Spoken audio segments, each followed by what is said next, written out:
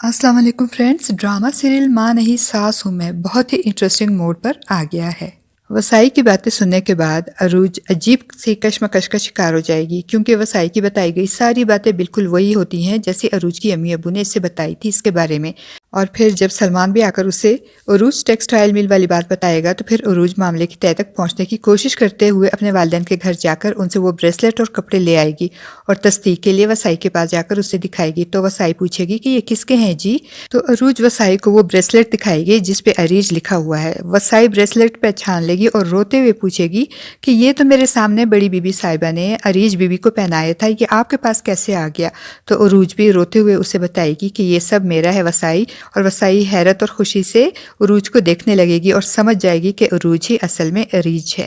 مہرین اور وقار صاحب کی گمشدہ بیٹی۔ دوسری طرف مہرین وسائی کو عروج کے کمرے میں جاتے دیکھ کر اس کے پیچھے پیچھے عروج کے کمرے میں آ جائے گی اور عروج کو دیکھ کر ایک بار پھر اسے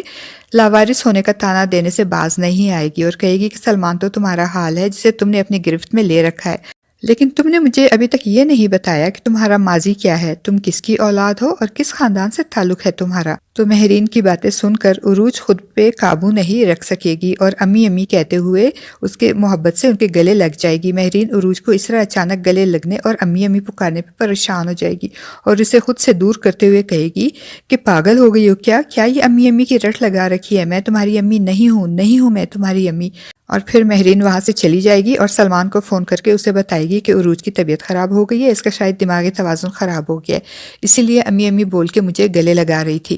جس پہ سلمان مسکراتے ہوئے کہے گا کہ آپ بھی کمال کرتی ہیں مام، جب وہ آپ سے پیار نہیں کرتی تب آپ کو اچھا نہیں لگتا، اور اب جب وہ آپ کو پیار سے امی کہہ کر گلے لگا رہی ہیں تو بھی آپ کو اچھا نہیں لگتا۔ اور پھر جب سلمان عروج کی مہرین کو گلے لگانے والی بات ادریس صاحب کو بتائے گا تو ادریس صاحب کو بھی حیرت ہوگی اور گھر آتے ہی وہ شائستہ بیگم کو بتائیں گے کہ دیکھ لو عروج کی چالاکی، اس نے مہرین کو گلے لگا لیا ہے۔ جس پہ شائستہ بیگم بے یقینی سے پوچھیں گی کیا کہا آپ نے؟ عروج اور مہرین کو گلے لگائے؟ یہ ہو ہی نہیں سکتا، آپ کو ضرور کوئی غلط فہمی ہوئی ہے، عروج ایسا کر ہی نہیں سکتی، مہرین جیسی بدتمیز عورت کے لیے عروج کے دل میں کبھی محبت آ ہی نہیں سکتی۔ اور دوسری طرف سلمان گھر آتے ہوئے یہ سوچ کر پریشان ہوگا کہ عروج کے گلے لگانے پہ مہرین نے اس کی جو بے عزتی کی، اس کی وجہ سے تو عروج کا موڈ بہت خراب ہوگا اور وہ بہت غصے میں ہوگی، لیکن گھر پہنچنے پہ جب اسے عروج خوش باش اور مسکراتی ہوئی ملے گی تو اسے بہت حیرت ہوگی اور وہ عروج سے پوچھے گا کہ تم نے اتنے پیار سے موم کو گلے لگایا، ان کی طرف قدم بڑھایا اور انہوں نے تمہاری انسلٹ کر دی، تمہیں برا نہیں لگا؟ تو عروج بہت پیار سے کہے گی کہ اب مجھے ان کی کوئی بات بری نہیں لگتی، بہت اچھی ہیں وہ۔ تو سلمان عروج کے اس کایا پلٹ محبت پہ مسکراتے ہوئے عروج کو دیکھنے لگے گا۔